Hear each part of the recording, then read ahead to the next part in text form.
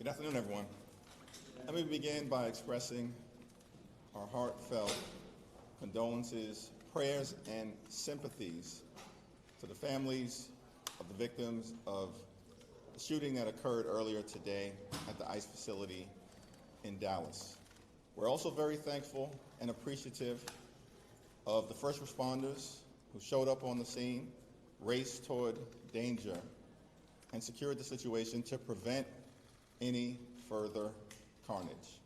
The level of political violence and ideologically motivated violence across the spectrum is far too high in the United States of America right now.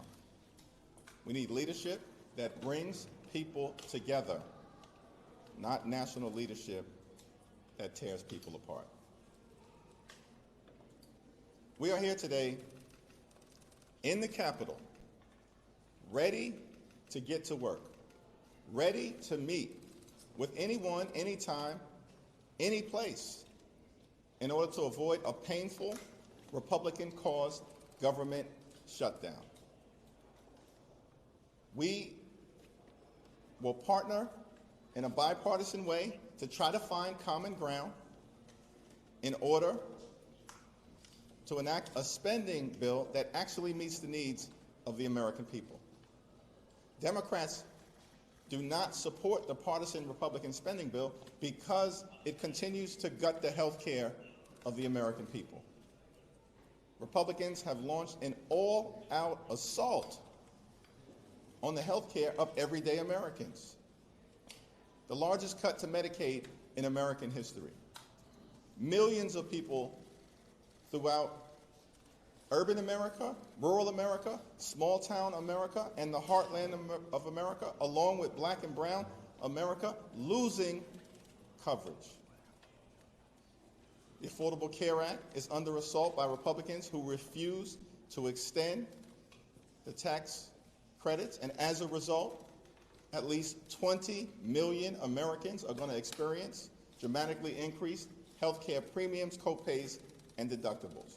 Medicare will face a $536 billion cut at the end of this year if Congress doesn't act because of the Republican one big ugly bill.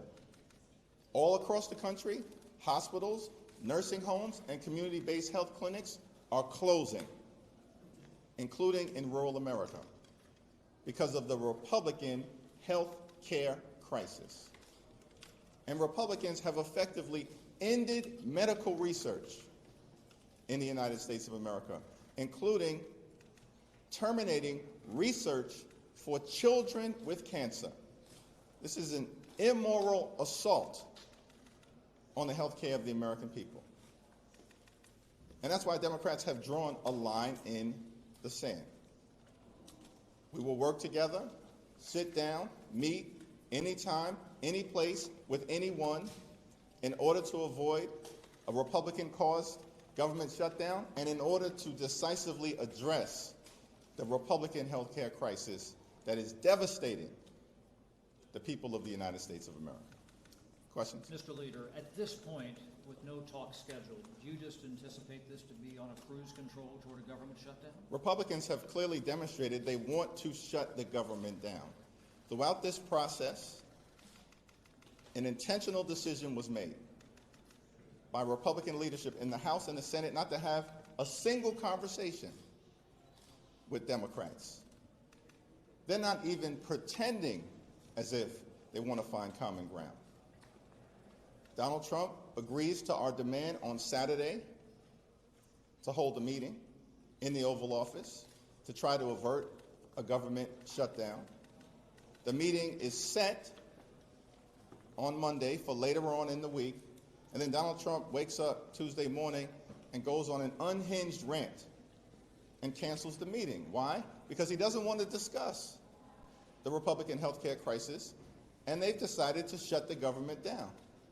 And on top of all of that, Mike Johnson cancels votes that we were scheduled to have next Tuesday and next Monday in immediate advancement of a possible government shutdown, decides that There's no need for us to be in town. I mean, that's all outrageous, and it points to one thing. Republicans have decided to shut the government down. What do you think got you, what do you think got you pressed? When was the last time that you spoke to Speaker Johnson about the shutdown, Commissioner? We spoke briefly last week about the logistics around the government funding vote, but had no discussion about substance. If Republicans were to include an ACA funding extension in the CR, would that be sufficient to win your support? We have to have a conversation with Republicans in order to work toward decisively resolving the healthcare crisis that they've created. And part of that healthcare crisis relates to the Republican refusal to extend the Affordable Care Act tax credits. America is already too expensive. Electricity bills are skyrocketing, housing costs are skyrocketing, grocery prices are skyrocketing. The Trump tariffs are causing increased expenses to the tune of thousands of dollars per year for everyday Americans. And now we're facing this healthcare crisis caused by Republicans that is going to result in increased healthcare premiums, copays, and deductibles that may cost some Americans thousands of dollars a year in additional costs. When it comes to the health care, does it need to actually be a provision within a bill, or would it be enough for Johnson and Thune to verbally commit to working with you to extend the ACA tax credit? I have a very forward-looking, positive, and communicative relationship with Speaker Mike Johnson, but there's no trust that exists between House Democrats and House Republicans at this particular point in time, given the fact that they've consistently tried to undermine bipartisan agreements that they themselves have reached. Any agreement related to protecting the health care of the American people has to be ironclad and in legislation. If the government were to shut down, what leverage do Democrats have at that point? Republicans control the House, the Senate, and the presidency. The country has been lectured all year about how Republicans are in charge. If the government shuts down, it will shut down because Donald Trump and Republicans in the House and the Senate have made that decision to intentionally inflict pain on the American people. The question is being asked all across the country.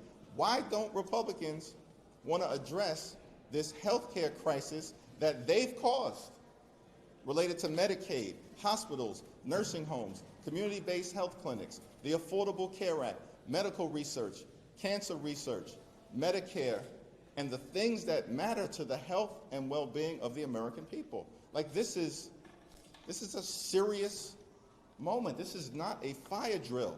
It's a 5-alarm fire that Republicans have caused related to the health care crisis. And that's why Democrats have drawn this line in the sand and are ready, willing, and able to have a conversation with any of them, as we were willing to go to the White House, but then Donald Trump decides to pull the plug. Mr. Mayor, can you respond to Leader Thune? I mean, he did say in an interview earlier today he is willing to sit down and negotiate specifically on this issue of the ACA subsidies, willing to have that conversation. He just doesn't, in his words, want the process to be hijacked over government funding. Can you respond to that? No one is hijacking the process. Republicans decided to put forth a partisan spending bill that barely escaped out of the House and then went down in flames in the Senate. They have no solution. Republicans have no path forward. There is no viable bill. And so the only path forward at this moment is for us to have a bipartisan conversation as to a spending bill that would actually meet the needs of the American people. And we were on track to have that conversation in the White House until Donald Trump and the Republicans backed out. They're running scared. They have no defensible position. And that's why, unfortunately, they're marching us to a government shutdown. Mr. Leader, what precisely is partisan about the Republican bill? Democrats did not support the spending agreement in March. in the House of Representatives and overwhelmingly in the Senate because it represented, at the time, an attack on veterans, an attack on housing, an attack on nutritional assistance, and an attack on the health care of the American people at the time.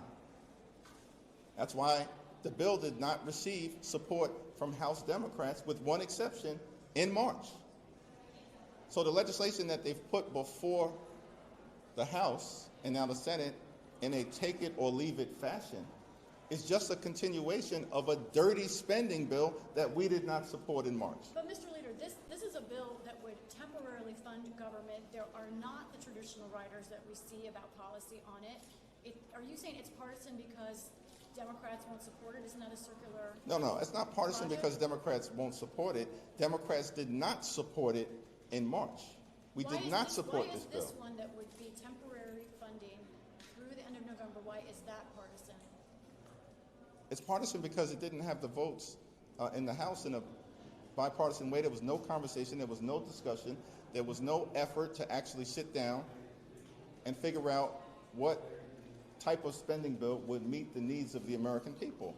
The notion that we're supposed to accept that this is a clean continuing resolution is a joke. It's not. It's dirty for a wide variety of reasons. What are those reasons? I explained it repeatedly, and it continues the assault But those on are the the old health care of the Biden, American those people. are the old Biden spending levels that the Democrats. They are not the Biden spending levels. Let's be clear about that. The Biden spending level, that's another Republican talking point. The Biden spending levels were agreed to by President Joe Biden in the December continuing resolution. That's the bipartisan bill in December, not in March. That's the Trump spending level.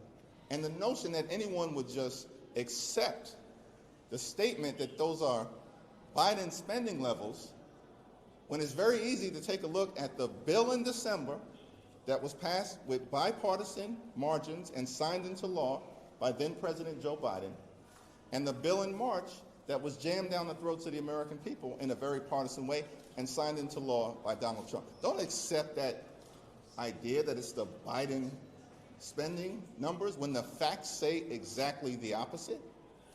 Do you and Leader Schumer plan to make another request for a meeting, or are you waiting for them to come to you? I expect to have a conversation with Leader Schumer at some point later on today.